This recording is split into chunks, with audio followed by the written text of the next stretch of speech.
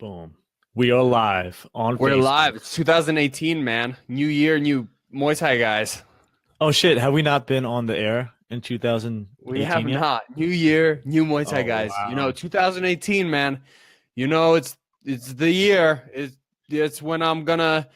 2018 is the year where I'm gonna do it. I'm gonna. I'm gonna get fit. No, I'm pretty fit. It's the year that that we're gonna do podcasts every week. But shit, we missed 3. Is the year is the year that we're gonna do it. Yeah. We're gonna do it. Whatever it is, whatever we set our mind to, 2018, that's our bitch, man. 2018 is our bitch, basically. No, it's funny because Generic I, that I, I, thing that I everyone honestly says. I love New Year's though, because it does help you kind of reset and everything. But so often I set these goals for the first I try to do them for the whole year, but I break them in like the first week easy.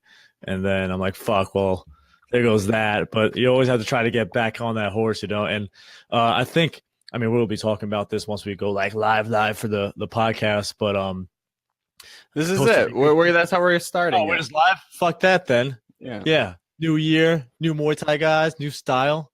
Like you said, we're just rocking it. But yeah, I can't wait to talk about everything, man. Because like you said, it's been a while since we've been live on this podcast, and then we haven't chatted since I last saw you in Costa Rica, really either. So, yeah, there's a lot to talk about. So, where do we even start, man? Let's just start from the new year. That's the last time that we spoke to everyone. Is just going through the new year. I definitely had a Happy New Year, bitches. Yeah. Everyone's like, hey, what's up, guys? You guys are fucking late. Like, most of us already fell off. And I think this is just a good reminder that it just passed. It's only been 3 weeks. I feel like the new year happened a little while ago already, but it just passed. So, yeah, I hope you motherfuckers are still at it. Yeah, it's always hard because during the holidays and everything, I know me personally, I was killing it before the holidays. Like even before Christmas and stuff. Thanksgiving, I was relatively good. And before that, I was fucking murdering it. Work, training, all that. Then fucking Christmas came, man. Christmas to New Year's, like, fucked my whole shit up. I lost my whole routine. I wasn't as disciplined as I should have been. And it just messed me all up. And that kind of carried into the new year a little bit. And I'm fortunate because we were able to go to Costa Rica, and that kind of helped me reset a lot, take that time to step back a little bit and just reevaluate everything I'm doing and where we're going. And yeah, man, this year's going to be a fucking big year. I just feel like your standard is rather high. I feel like you're still doing an insane amount of work. It's just the standard is at a completely different level. Never satisfied, man. Never satisfied. That's the key. So what's happened since then? So let's go back 3 weeks. We had New Year's, and what's going on for this entire year? Like what's coming up? Well, you and Liz.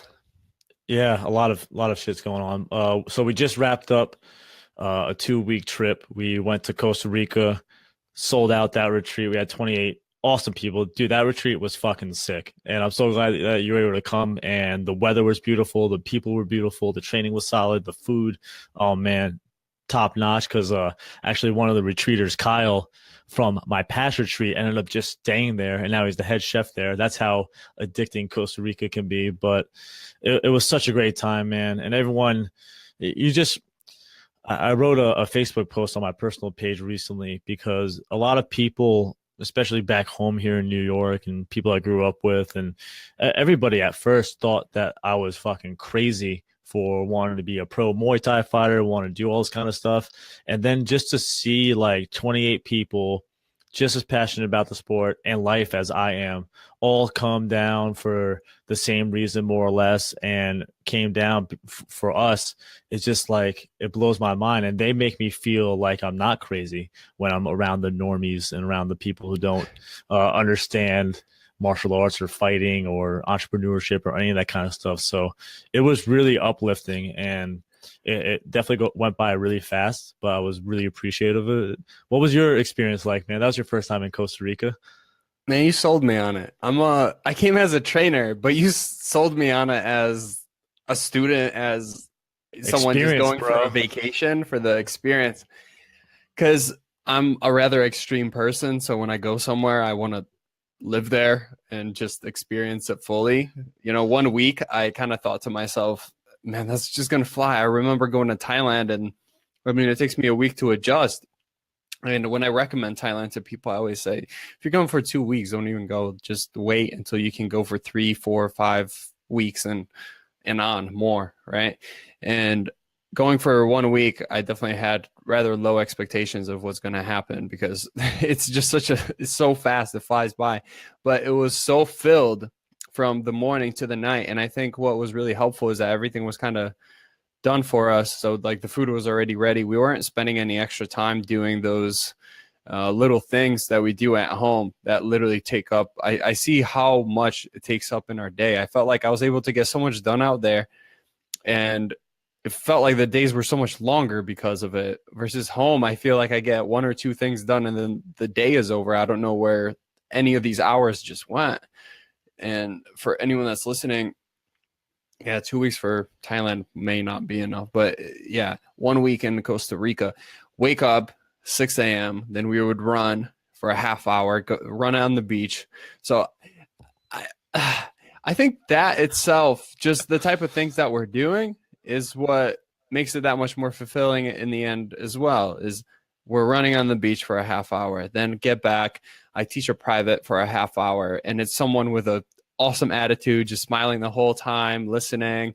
And then we go into yoga. So it's like, even though we just got up and kind of got primed, you know, up and got some energy going by running, doing the private, getting some interaction, then it's just back down to zero, just yoga, meditation for like 10 to 20 minutes, and then 40 minutes of stretching and poses.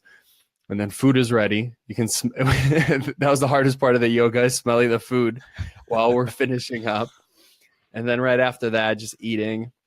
Again, all together, interacting, talking about the morning and knowing that we're about to training for an hour 45, teaching, and then having the middle of the day to whatever we did. Went to the waterfall, went to the pool upstairs with the villa, and just enjoyed the view, enjoyed being with the people, and looking forward to the next session and having lunch.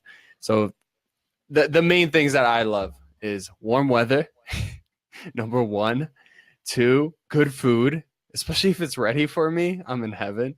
And then three, the people. So within a week, I felt like we really got a lot done. Like by the third, fourth day, I was like, oh, man, there's 3 more days of this. This is amazing. Man, as I'm talking, I'm like, you know, this is all flowing out of my head, but it feels like I'm just like selling it, even though I literally have nothing to do with this. This is all Sean's thing. It was really, yeah, man. I couldn't believe that in 1 week I can actually feel fulfilled. It just depends on the experience, I guess, because I'm someone that obviously is jaded in a way from flying to Thailand, living there for a year, flying to Laos, flying to Bali, flying to England and Poland and all these different places. Gets you a little jaded. So your expectations, I still try to set expectations and appreciate the beauty. And I think a lot of the travel that I've done has helped me do that. But here I kept an open mind, and man, within a week, it was definitely very fulfilling. Yeah, man, it's hard not to sound like you're selling it because it's such a great experience. And like I was saying, the people that you meet on these retreats is really what makes it whole, because we all come there for the same reason, and that's essentially to train Muay Thai. And then around Muay Thai, we have all these other amazing experiences that we get to share, whether it's people who are doing ATV tours, taking surf lessons, getting massages, going for group walks into town, just hanging out on the beach, hanging in the pool. I mean, if you need a detox from the daily grind of life, especially during the cold of winter, I know a bunch of people came from Chicago, about like 8 people, I think, came from the Chicago area, and I know it's like bitter cold there. A lot of people came from New York, and even down south. When I went to Florida after Costa Rica, it was chilly down there too. So like Costa Rica, man, that weather is hard to beat. Like Costa Rica and Thailand, both of those climates are made for me, and so it made me really happy that everyone else enjoyed the experience as much as I did. And yeah, it's extremely fulfilling to know that people go back feeling completely rejuvenated, refreshed, remotivated, and ready to just kickstart 2018 on the right foot. And they made some awesome friends along the way. Can't beat that. Yeah, I think we can even transition into what the main topic of this is, because it's so congruent with what we're talking about. The travel and the social aspect of everything, the social health. It's something that I wasn't really looking into the benefits of it, especially through Muay Thai, because it is a rather selfish sport. And that's how I've always viewed it. And I've always been a rather introverted person, just as you kind of label yourself to be, although we're on social media in front of everywhere. It's fucking people, backwards, man. and doing these things in front of people. Everything we do is very, very public, versus I know some very extroverted people when it comes to going out and having fun, and they're kind of quiet on social media. So I guess it just depends on your personality. But what I noticed in the end, especially in the past year, in the past couple of months of thinking about this, is that I'm not an introvert and I'm not really an extrovert. The thing is, I always claim myself to be one because I didn't really fit in. Sorry, it's good to see this. Sorry, we're just reading the messages that are popping up on the screen here. So for the people that are here, thanks for the love. Yeah, thank you for the love. When I was in high school and even going into college, I never went to any of the parties. I never went out with people. I never really fit into those groups. I always had groups around me, and I was kind of the leader for whatever I was doing. But then when it came to going out, doing the social things, I always avoided it. I always said no, all throughout college and all the way maybe even a year past college. So I would say I'm an introverted person. People would say I'm kind of rather quiet, and I never knew myself to be that way. So I was kind of confused, and it was just that I didn't connect with that type of person. Go to a regular house party here with the people that you've known since 5th, 6th, 7th grade, and spent time with the people that you're not really learning anything from. And then all of a sudden you see me in Thailand doing parties on rooftops and going to the biggest clubs out there, and then traveling from country to country with just random people and having a good time in groups, and then putting together that villa experience, and then doing this and being one of the loudest people there. It's just about who you're surrounded by, because now I feel alive. I feel like I'm around the people I'm supposed to be around. So it's not about being introverted, extroverted. I think those labels come about just dependent on our environment. And the environment that we created there is one where everyone is open. I feel like no one felt really judged at all. That's why everyone was able to be so open, to be able to ask each other questions. No one was really shy. Everyone was very straightforward with everything that they were saying. They were treating each other as friends. Man, that's all it's about, man. And it's really made me appreciate that now. I don't feel like a label of on either side of that spectrum.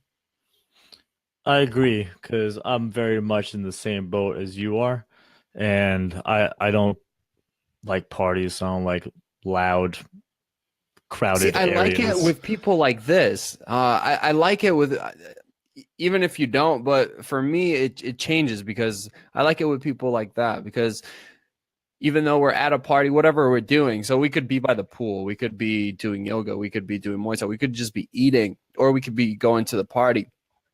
we have great things to talk about. Like the conversation is interesting.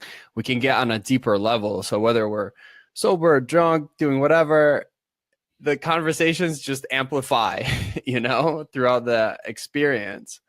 Versus on the other side, it doesn't matter. Like it's like you need that alcohol. You need that kind of stimulant to get you to even talk to those people. Like in this part, it's not dependent on what we're doing. No, like I was mentioning before, like when we feel like the crazy ones when we're back at home, essentially, we feel crazy. But meanwhile, everyone else is fucking crazy. I feel like I'm normal the way I think and the way I interact with people and stuff. And it's good to have that kind of solidified with knowing that there's other people like you and I who want to travel, who can have layered conversations, not just like surface bullshit about nothing, about gossip and whatever the fuck's going on. You could actually have like life conversations with people. And I'm not one to want to waste time just bullshitting about nothing, Like if I'm going to be talking to someone, I'm usually trying to talk to someone about stuff that means something, whether it means something to them, to myself, or the world as a whole. But I find a lot of people back in like Western civilization, more or less, it's just all based around social media. It's based around TV. It's based around gossip. It's based around just bullshit that I don't have any time for, man. Like my time is the most valuable thing to me, more than money, more than anything, because like you don't know how much time you're gonna have on this earth. And when it comes down to it, if I'm wasting my time talking about shit I don't care about, in the back of my mind, it's eating at me. I'm like, God damn, I don't want to be in this conversation right now. Why the fuck am I even here? But when I'm having conversations that actually make me look inside myself a little bit more, make me shift my perspective on something that I might have been looking at a different way before, that's when I'm like, all right, this kind of social interaction is stuff that I dig. It's the social interactions that are meaningless and purposeless, that are so surface that I can't fucking stand. And that's the beauty of these trips, man, because we get to meet people who think just like we think and who can actually have those deep layered conversations that we're wanting, Yeah, we talked about our cell phones and kind of turning them off and social media before we came on the podcast. I noticed that this morning when I didn't have my phone with me, I didn't check it in the morning. I didn't have it with me when I went to the gym to get my run in this morning. I told you I'm starting that routine, trying to be up early in the morning to get that extra session in, Kobe Bryant style. I ended up being on the treadmill, but they have these fucking TVs on the wall too. So it's like you can have a TV on your treadmill. You can't avoid it. You can't fucking avoid it, man. I turned off the TV so I have a blank screen. I don't even know how fast or anything that I'm doing on the treadmill because I turn the screen off, the digital screen. The only option you have is to turn it back on, and there's like a little print telling you how long you've been running for, but nothing else shows. But my eyes will wander. I actually did a really good job. It was like that meditation where it's like, go back to the flame, keep looking at the flame, concentrate on the flame, right? So I would go back and shift my focus to like some writing on the wall or like a point or a picture on the wall and just let my mind drift as I'm running. But once in a while, like the colors in the TV would stimulate my eyes or whatever it would be. And just like every story that I see is like such negative bullshit. And I just started to think about that. I'm like, man, why did I feel so amazing a week ago? And then I got back and I'm less energy, less motivation, just the way I'm thinking. I feel kind of like an asshole inside my own head. Like I'm seeing people.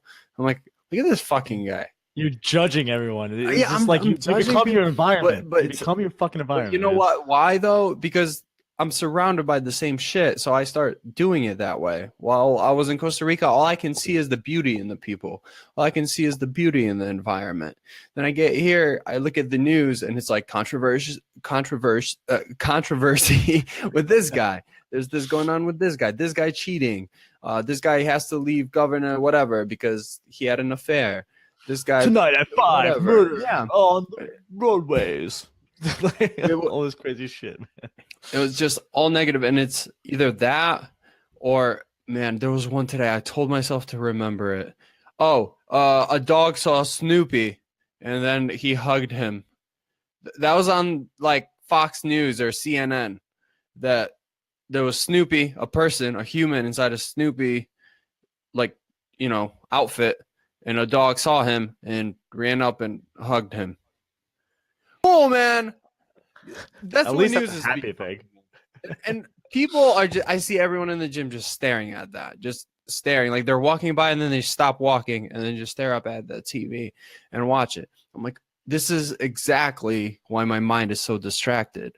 And that's I started reading that book, Deep Work by Cal Newport. That, funny enough, we were talking about it. I said I started reading and I'm about a chapter deep, and you're going to recommend it to me, which is Because you were perfect. saying just cutting off the social media and everything. There's so many distractions, especially nowadays. Just with social media alone, you have a supercomputer in your fucking hand that could answer any question you want and control.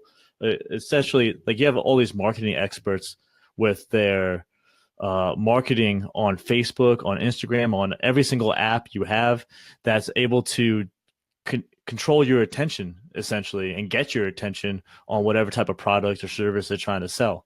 And so it's just like the cell phone that you have is like a tool to distract you. That's essentially what it is. Yes, it can be a tool for multiple good uses, you know what I mean? Like a calculator. There's a fucking calculator on your phone. Did you know that? There's a flashlight on your fucking phone. There's a camera on your phone.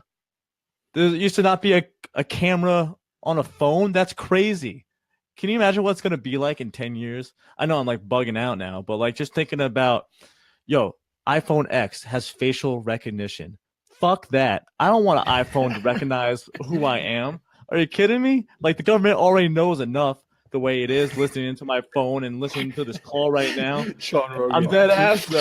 I'm fucking dead ass. And then when it comes down to it, we're gonna be chipped soon enough where people are gonna be we're gonna insert the matrix. We're gonna be able to learn Thai by just plugging in a USB We'll drive. be living in Thailand Thailand by then. Then they won't. They're not catching up as fast. They won't fucking get us. Oh man, but it's just going full circle on this whole off track talk. Even though it's not really off track, it's all kind of relative.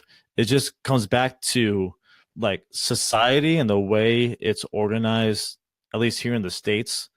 I mean, I have a pretty narrow view because I'm just in New York. It's not like I've lived anywhere else, but at least where I am, the culture here is just so wrapped around meaningless stuff. And I feel like talking about going in layers of conversation and shit.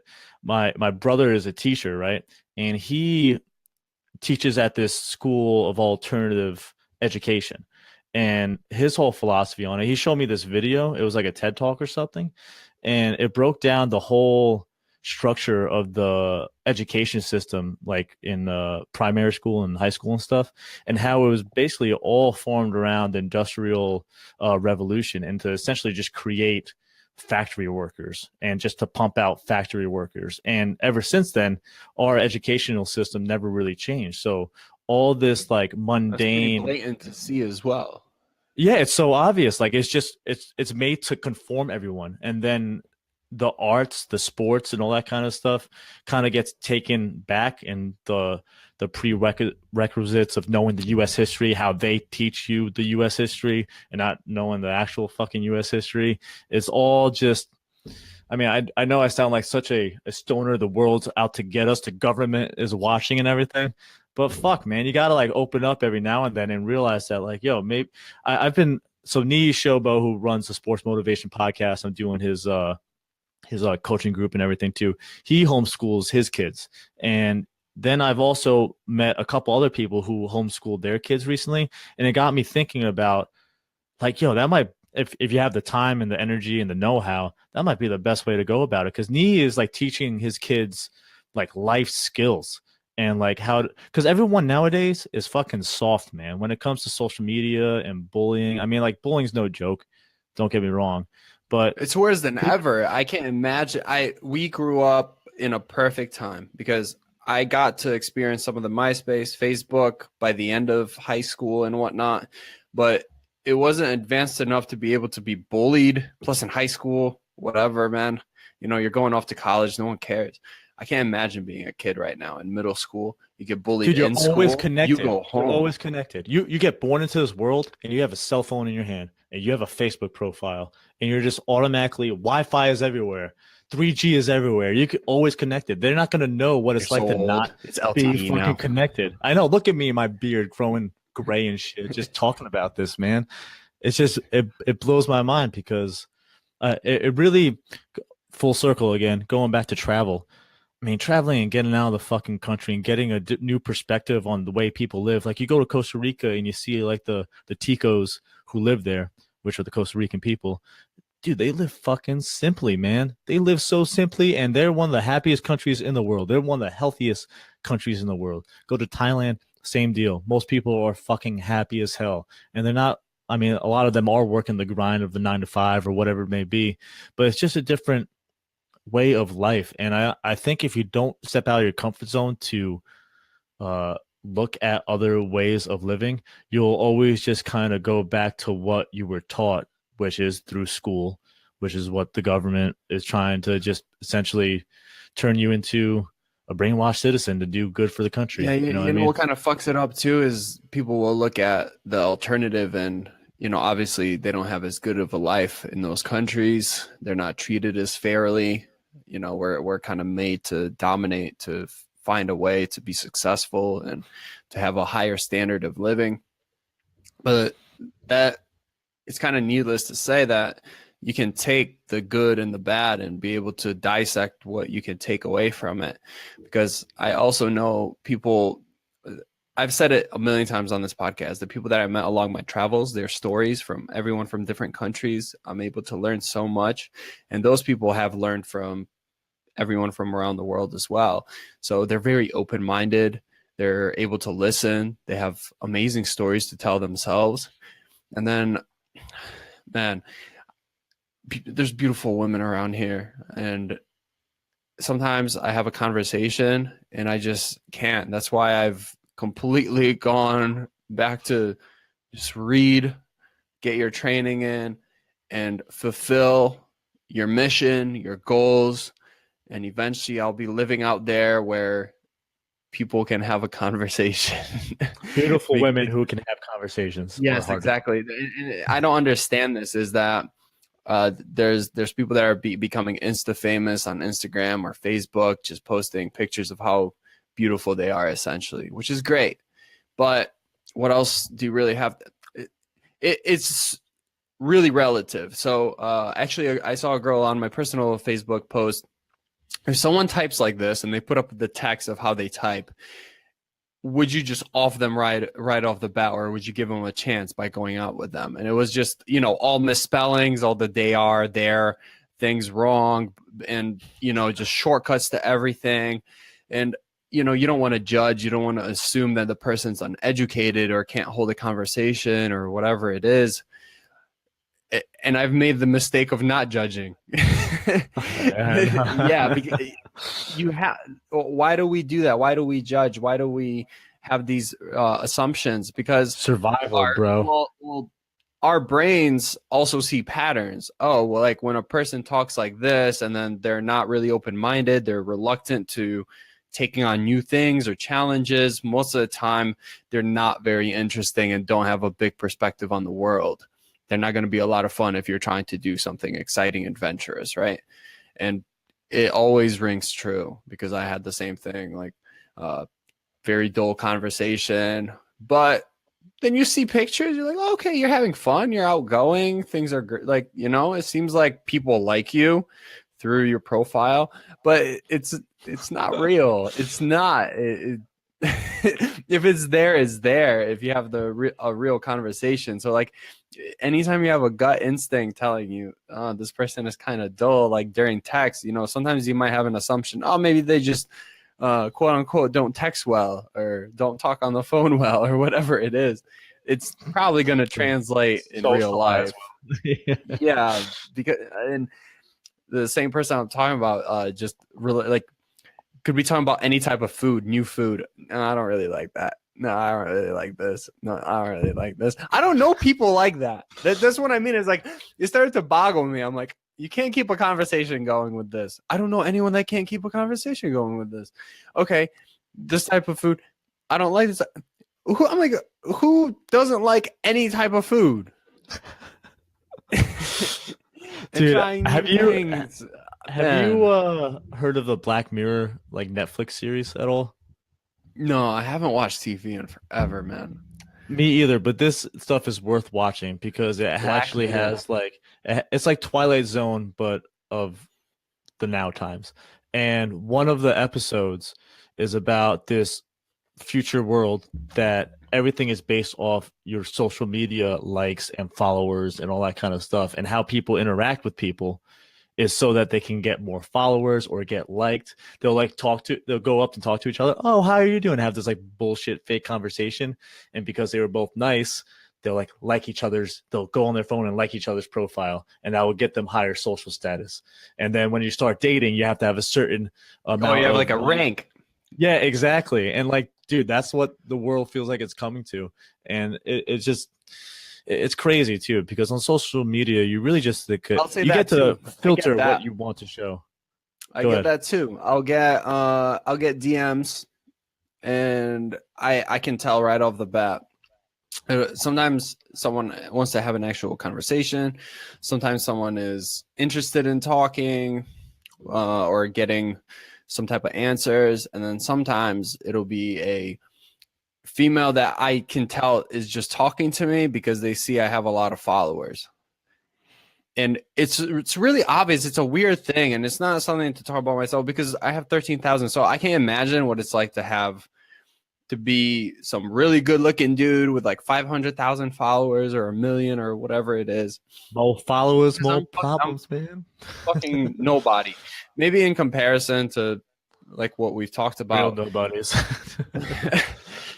I'm literally no one, and to get that and still to have someone talk to me and then by like let's say this first time you hang out and things like that, I just start to read right away. I'm like, oh, and they're like posting a story and they tag me, oh, chilling with Paul and what's that? I'm like, oh, you're not interested in having a conversation. You're not interested in anything besides being able to show your friends that you hung out with me or trained with me. Boom. This leads me into people coming. I've had people come out of state. Let's say it was sometimes guys, majority girls, will come out of state, train with me once. And that's kind of the telling point, is that they'll train once. They pay, we have the session, it's over. I say, thank you for coming. And there's nothing like, I'm not looking for anything more than that. And then it becomes weird. I'm like, all right, so when we scheduling the next session, blah, blah, blah. And you can tell that there's like a disappointment that nothing else happened. Oh, Paul, heartbreaker, Paul. Paul, the heartbreaker reaper. Paul, the trainer, eh? Good call, man. It's funny. JJ just commented, JJ Baronilla Chapman, people who are on their phone the whole time you're out with them. That drives me crazy too, is when you're out to dinner and then everyone is on their phone. And then it's just a habit of everyone else to check their phone. I try to make it like a point. When I'm out to dinner, I don't take my phone out unless like someone's calling me or someone asks me a question about. I try not to take my phone out essentially, but it drives me. You were talking about this one time that you were out and you lost your phone in Thailand, and you found. I was with my friend, and she lost her phone. We were in Koh Tao, and she dove. The GoPro died, and she had one of those cases that's supposed to save your phone if it drowns or whatever. Supposed to, one of those life-proof $100 cases, and water got inside it, and it broke. And then we flew to Laos, and still broken. So then I started to notice how often I was on the phone, because I can tell I'm on it, and she has nothing else to do besides take in the nature, the environment, the people. And it made me a lot more aware of myself. I kind of want to. The way I'm like, oh shit, I've been on my phone for like the past 5 minutes. Yeah, that's why I kind of envy people who are strong enough to just have a flip phone you know, who can just like avoid social media and all the distractions and just have a simple fucking flip phone and play Snake every now and then. That's it, man. Life I is so started to think simple. about finding not even a flip phone, but like having a GPS, because I like being able to get to places when I travel. So that's the main thing of me having a phone, is so I can Google what I'm supposed to see around here. But I guess I can preemptively do it before I go and do the research. Somehow paste, the information into my notes or whatever it You could is. use a map. And Crazy. I know. what? Yeah. People used to Isn't use that maps. old school? Yeah, go old school. Use a map. That would be pretty crazy. That would be an experiment to see if you could fucking figure it out. Yeah, it gets kind of crazy when you're in a foreign country, because obviously Oh it's yeah. the roads and having to Uh-huh. read. But Talk about adventure. that's been the project I've been thinking of in my head, is just going to Thailand, figuring out where I really want to go, and then taking some time to just do that deep work. And what You'll like that book, man. You will like that yeah, book. I'm gonna tear through this one. I think I'm gonna tear through this work. Again, the book is called Deep Work. It's by Cal Newport. It's on Amazon. I think I got the hardcover for like $15-16. Normally I think it's like $38. So yeah, it's a project I definitely want to do. Maybe we should even do like a retreat where it's Deep no work retreat. yeah, deep work retreat, no electronics. Yeah, I mean, I've thought about doing that, but I also am like hesitant to do that because I don't want to deter people from the experience because I know it's such an amazing experience. But But maybe there just should have be some kind of I'll have a camera. You can still have your memories. You'll post them at the end of the trip. that's a good call. I mean, I think like a complete detox of like just life in the States or life in your Western world, or even if you're not, just life. Doesn't matter where the fuck you're from.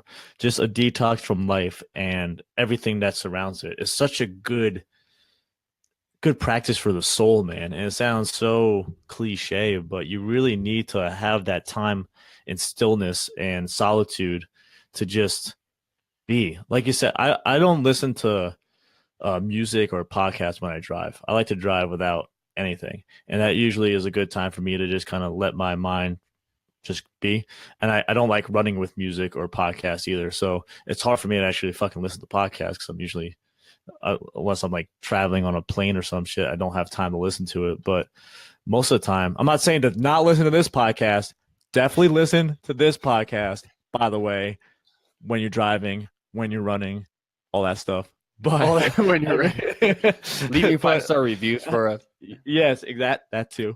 But it's a good practice to get into to just kind of be and not have to be doing something, you know? And it's and especially if you add meditation to that as well, it's very I don't want to say enlightening, but it's very yeah, I guess it's kind of enlightening because you get to be an observer of your thoughts a little bit more. Whereas if you don't meditate, but you still have this alone time, it's a little bit harder to track what you're thinking.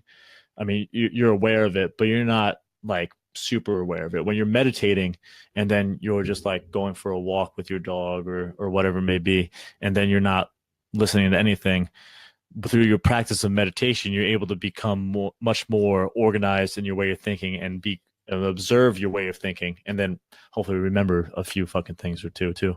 Yeah, that's what I was talking about before we got on the microphone, is taking in so much information. I'm learning, and then I'm just doing busy work all the time. And it kind of talks about that in this book, is that we feel busier. We report to feel busier than we ever have in our lives, but we're not getting as much done. It's like we're getting less done, but we feel a significant percentage higher when it comes to the amount of work that we're doing. So It's in the whole busy reality, trap philosophy, you know. Just because you're doing something doesn't mean you're doing anything meaningful. But it's so easy to get caught in that, especially nowadays, because there's so much things that you can be doing, and the whole fear of missing out on something. You have to be on social media to see if someone commented on your shit, because then you get a dopamine rush of like, oh, someone commented on my stuff. Yeah, like I'm the man. Woo! I got 50 likes. What? Like it's so bizarre. And Agnes, who is fucking badass. I love Agnes. She came to our last retreat and she just commented she had no Wi-Fi inside her room for 3 days and it was hard. Imagine like not having it for longer, not just not having it in your loaders room, but not having it anywhere on the resort or anything, because I didn't have it in my room either, and it was kind of nice. I thought so, and I mean it was hard for me to keep up with some work and stuff, but just being able to know I can go to my room and nothing is going to be like coming into my mind besides my own thoughts, essentially, it was a nice thing, man. It was kind of much needed, at least in my eyes. Yeah, man. I didn't know you hired me as a personal trainer over there, which ended up happening. People love you, man. You can't help it. Worked with Agnes every day. That was so much fun on the beach, especially on the last few days. And I think I did 20 or more privates with that within that 1 week, on top of the 4-hour group training. So yeah, that awesome. was what 4, 28, more than 40. More than full time. People work 40 hours full time, over 45 hours of teaching, and still got the enjoyment in. So you know what, people were saying that like even though some people you were training like later in the day after you've done all these sessions, you still had the same enthusiasm and focus in their technique as the first person. So props to you on that, man, because that is hard to do. Especially that doesn't happen here. Oh yeah, you were saying that like back at home it's a little bit harder to stay focused through that, and it's so easy to just go through the motions. Yeah, when I got back home by like the second, third day, I just told myself, oh, this is why I act like this when I'm home. It's just like during the groups there, everyone was so open to learn. It's just people's attitude. At the end of the day, it's your attitude, and that's what you're going to get from your trainer. So sometimes maybe think about yourself and be a little more critical of yourself than the people you're around, because when I was there, I've never been more happy to teach and to give and do whatever it is like to do. I would never do more than like 3 sessions in a row, especially when I'm here and training myself. And there, one of the days we did 7. So I did 7 privates and 4 hours of group training. And here I taught 2 group classes, or 1 group class after a private, and I was done. I didn't want to talk to anyone anymore because no one was listening. There was a kid I faced and I said, hey, I'm telling you this right now because I know you're not going to do it. So I need you to tuck your foot, okay, when you do this technique, right? We were doing like a flying knee or whatever. So whatever the technique is, I preemptively said, I know you're not going to do it, so I'm telling you right now. Okay, so you got that? And he goes, yes. I'm like, do you have any questions about it? No. I go, okay, go ahead and do it. Doesn't do it. I go, all right, try again. And we did it 5 times. I said, hey, can you try doing what I said? Like, can you tuck your foot there? And he doesn't do it again. And then it like painted that message of Kevin Ross when I was at CSA. And he was like telling a kid, hey, like, you need to do it this way. And the kid's like, well, if I do it this way, is that better? And he does it again the same exact way he did it the first time. And he's like, yeah, that's perfect. And he walks away. It's just people. Yeah, people just here don't want to listen. I don't feel like what I'm teaching is as appreciated. So I'm less likely to teach you. And we're going to have actually Cassie from the training camp is going to be coming down on Thursday to train with me. She's going to be training for her upcoming fight on No Boundaries. So, and I'm really committed to that as well because she seems really committed. So same thing with a few of my personal training clients. Doesn't happen for everyone though. Definitely not. I can tell some people I'm explaining something and they're looking at a wall. Like they're not even listening to the advice. And someone walks up. Yeah, someone walked up to me. They're like, another trainer, actually. This is talking about the same kid I just explained. Trainer walks up to me. He's like, man, every time I talk to this kid, he's like rolling his eyes at me. I'm like, oh, he doesn't roll his eyes at me because I'll probably smack him. But he doesn't, you can tell his brain is somewhere else. He doesn't want to listen. It's like a defensive mechanism. And I think about it, I'm like, man, he's been here for 3-4 years. Nothing has changed. Like, not all his technique, everything he does, same patterns, everything's exactly the same. 4 years. Wasted fucking time. It's just all about attitude, man. Yeah, attitude is key. And man, it's hard to teach it. You just have to kind of experience it yourself, and people have to want to make that change as well. And we're so lucky to be doing these retreats and training camps in Thailand and Costa Rica and shit. And dude, everyone is cool.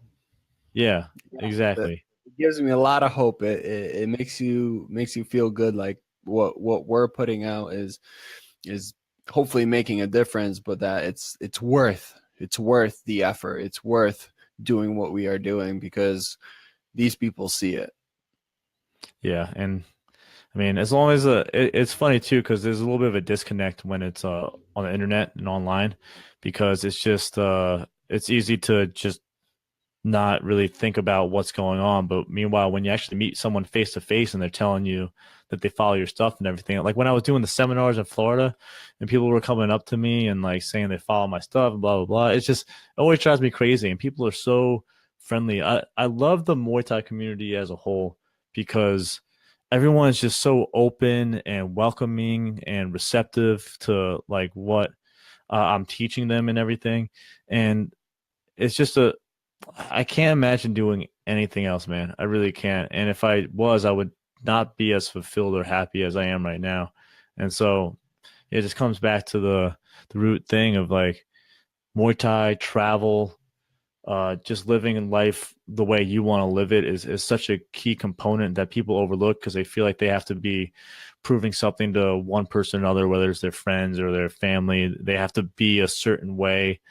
And there's no certain way to fucking be, man. There's just be you. And it's so overlooked, I feel like, in nowadays society because being yourself is such a it's like a weird thing to do. Like you're a weirdo. Like people think we're weird, man. You know that? No, not at all. Because I remember my mother started talking about one of her friends and what her son is doing, and then like a couple of years later, like he's still doing the same thing. And I just thought about it. I'm like, man, I remember she used to compare me, let's say, like to that kid. And now I'm thinking about it. I'm like, man, if I followed that advice, I'd be such a sucker. Because we're at these little like family get-togethers. This is so terrible, but like his girlfriend looking at me and being very flirtatious and just asking questions about everything that we're doing while it still has his 9 to 5. Keep him off your Paul. While he has this like 9 to 5 thing going on, and I'm trying my best to like, hey, like don't do that because his eyes are right on me. Like, don't put me in a shitty situation. But I think about it. I'm like, man, if I went for that and I just followed the advice of my family, especially going back to medical school, I would have been such a sucker. I don't picture myself in that position. I just can't imagine who I would be if I stayed in that. And another point I wanted to make, because as you were talking, it kind of popped in my head, the consistency between how Agnes would be receptive, how a lot of these people would be receptive, and especially like Agnes Cassie and all the ladies that came from Chicago, they all did traditional martial arts, and they were very receptive because they had those principles. And I feel like the traditional martial arts that teach that. So I really hope that Muay Thai keeps a bit of that discipline. Maybe not to the point of what I received when I was a sponsor fighter in Thailand, but to a point where you still have discipline and you are answering to someone, versus being here. It feels like, oh, I'm paying you for a service, so I get to choose and pick what you say to me. And that's why, especially when I'm here, I'm a lot more of an asshole trainer, because in my head, I'm like, no, that's not how it works. And I should teach you a lesson that that's not how life is going to be. Versus out there, I don't feel the need to do that. So I can just be open and fun, and we have a good time. Well, it's a beautiful thing that we're able to share these experiences with so many people. And we're so excited about everything that we're doing, that we're gonna keep trying to do it. And people keep reaching out to me and be like, yo, you and Paul better be doing your shit like years from now. I'm like, yo, you guys keep listening and supporting us. Like, hell yeah, this stuff is fun. And like I said, it's very fulfilling. And so I'll be hosting another retreat in late May. Me and Paul are going to be putting together a training camp in Thailand in July. And we'll be trying to do all these kinds of events, because as much as online learning and online community is great, and like without it, I wouldn't have been able to travel, because I didn't know other people were like me. The online community kind of gives you that first feel of like, oh, yo, I'm not alone. There's people who think the same way I do. But the next step is to meet these people in person. And that's why these events, I feel like, are so amazing, because people just think alike. They have the same type of values. They have the same type of passion. And it's so easy to get along when you have that. And then you're all training and improving and growing as a human being. And you can't beat that. And so, yeah, another retreat, another training camp. We're going to be doing this fucking all the time. And so make sure you check out muaythaivacation.com, because that's where all the main information with the dates and links to find out more info about the specific training camps and retreats will be. So, yeah, get your asses on that, because Would it's definitely gonna be love to hear. life-changing experience for sure.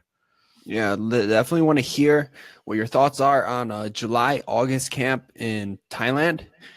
Which one you would be interested in more, or both. So we definitely are looking at July, but I think in cooperation with Sean and I think that one is going to fill more than the occupancy allows. So hopefully we can get people that are in there for 2 months. As I said, the travel to Thailand is the hard part, getting the ticket. Then the rest is rather easy. Once you're there, it's easy living. Yeah, if we can get 2 months and that allows a lot of people to be able to get fights in, I'll definitely be looking to get a fight in. And I would be willing to definitely section off those 2 months this year, not to schedule anything stateside. And even so, maybe leave for like 3 days, come back, whatever it is. But just make sure that I'm there with everyone. So not only are you in paradise, we're training with amazing trainers. Oh, and if we did 2 months, we would probably hire a really high level trainer as well to come in on top of the trainers that are already at the camp. So email us. What's the best place to email you? Just contact either one of us, whether it's Sean at knockmoynation.com or Paul. What's your email? Paul at Muay Thai Athlete. Paul at muaythaiathlete.com or Muay Thai Athlete at message us on Instagram, wherever you can. Just message us and we'll try to do our best. But the best place for me, at least, is email, and because that's why I check the most to try to stay on social media for the most part. Yeah, so definitely let us know. It would be so exciting to just have a whole team together. A lot of guys looking to fight, but even if you're not, just looking to learn. And hopefully a lot of us would be getting fights in and just getting that momentum going, grinding together to get a fight in, but being able to relax by the beach and just have a good time, man, and just keep that momentum going. Boom. So, yeah, this was a great episode to kind of come back on. I know it didn't really have so much to do with Muay Thai. It had to do with just how Muay Thai has affected our lives in the way that we've met other people, and it's kind of shown us so much about just the world and whatnot. And Sebastian, who him and his little guy Alonzo and Paulina, the little family, came to Costa Rica. They had a fucking awesome time. Alonzo is a ball of fucking energy, man. You see on Paul's Instagram, Alonzo doing some boxing with Paul's face a little bit. Not really listening to the pad work at all, but yeah, it'd be great to see them. That's another cool thing, is that people that come to Costa Rica, a lot of people who came to a retreat also end up coming to Thailand and vice versa. So it's always great to reconnect with people. But yeah, let's leave reviews on this podcast if you get a chance, please. I know we haven't really been consistent with this because of all of our travels, but we're always trying to be as good as we can. We did get 1 5-star review from Australian Robbie Palm saying, "Greetings from Australia. Thank you all for replying on Instagram, but frick, after signing up for an iTunes account just so I can rate the podcast a solid 5 out of 5, I'll be stoked if this makes it onto the podcast. Boom. Well, it's November. He did this on November 10th, so apologize for the delay. Hopefully this makes up for it. He's still got much more though.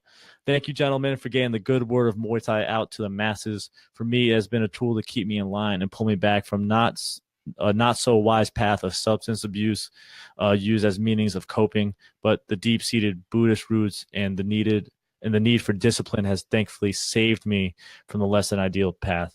Muay Thai has given me the perseverance to now be a scholarship holder for a PhD position. Wow. Something I was told I was not even close to being good enough to achieve. Your podcast has reaffirmed a lot about saying, fuck you, I can do this, watch me. Wow. This is an awesome review. My first fight I lost via TKO in the dying seconds of the last round with sustaining a ligament tear of the knee early on. But again, the topics you two discussed about heart and drive are part of not giving up. I'm very lucky to train at John Wayne Park Gym on the Gold Coast. So with the topics you've discussed around not giving up and making sure that you have a good environment to train and learn in, I can't wait to jump back over those ropes. Keep spreading the good word, sirs. It does not go unnoticed. I am thankful to be able to access the knowledge bombs of the likes of yourself and also the always inspiring Kevin Ross. Definitely get him back on the show, by the way. Much love from the sunny Gold Coast, Australia. Peace out. Hoping I didn't fanboy too much. Dude, you That was can't the fanboy best enough. review. We should have an award of review of the year 2017 because that goes out to our man from Australia. Legit. Thank you, Robbie. Much appreciated. So even if you can't leave a review, we would appreciate it. You can leave a 5-star rating just so we can get the podcast out to a wider audience and keep spreading the sport, keep spreading the thing that we love the most. And yeah, we have a lot of things lined up in the near future, not just events, but Paul's got projects going on. I've got projects going on. I have a website redesign coming out, a new video course. We have some future guests as well. And Paul, why don't you wrap it up with whatever you got going on, and then boom. Just as always, head on over. You can grab a lot of people have been even got a comment during this podcast about the heavy bag manual. So you can grab your free course there. muaythaiathlete.com/heavy bag manual. It's a free course, solo training. It's probably some of the best work that I've ever done. And then it links you over to Sean's course at the end, which is obviously optional, but if you want to, ever done. yeah, it's the best course he's ever done. So it's that one's optional. You get the free course no matter what. And then if you want to support the podcast, our work, that's what keeps us going, being able to kind of reinvest in all of this work. You can grab that at the end of that. I'll be having some new shorts, some new t-shirts and things like that. Maybe we'll make an announcement earlier in the next podcast, but I did get on the IFMA team for Team USA. Hell yeah. So I'm in the A class, the pro team. So I'll be going down to Mexico and Cancun and competing for America. So if you're, unless you're ISIS, I hope I have your support. And if you're a real American, hopefully you can grab some of the gear. I'm trying to do the most that I can with working towards getting the sponsorships or the money coming in to be able to make it down there. They don't sponsor American fighters like some other countries do. Other countries sponsor their fighters. America is not there yet, but this is how we build it. We have a great team. Eddie Abasolo is on there, another Glory fighter that fought on the same card as me in Madison Square Garden. We have a Neckboy Nation sponsored athlete on there as well. Troy Jones, and myself and a bunch of nasty amateurs. So it's probably the best team thus far. So I'll be having some shorts, custom shorts coming out, custom t-shirts coming out to support that.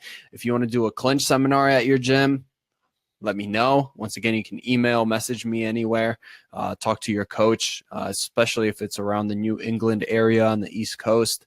I should be able to make it down there and to be able to teach a seminar. We've had great success with it in England, in Thailand, in Costa Rica.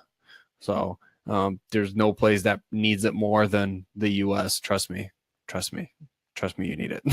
Well said. Well, yeah, way to wrap it up, man. No, I already said everything. Go MuayThaiVacations.com. We're doing some awesome shit and hope to see you sometime there. And until next time, this is the Muay Thai guys. We're out. We out. Mwah. End broadcast.